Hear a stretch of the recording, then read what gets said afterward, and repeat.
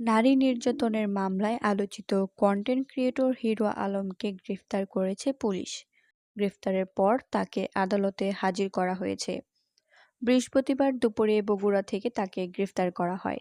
এর আগে গত ১০ ফেব্রুয়ারি বগুড়ার নারী ও শিশু নির্যাতন দমন ট্রাইব্যুনাল-২ এর বিচারক আনোয়ারুল হকের আদালত হিরো আলমের বিরুদ্ধে গ্রেফতারি পরোয়ানা জারি করেন।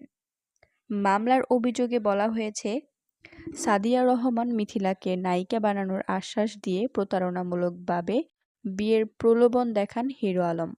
পরে তাকে ধর্ষণ, শারীরিক নির্যাতন এবং গর্ভপাত করাতে বাধ্য করা হয় বলে অভিযোগ করা হয়েছে।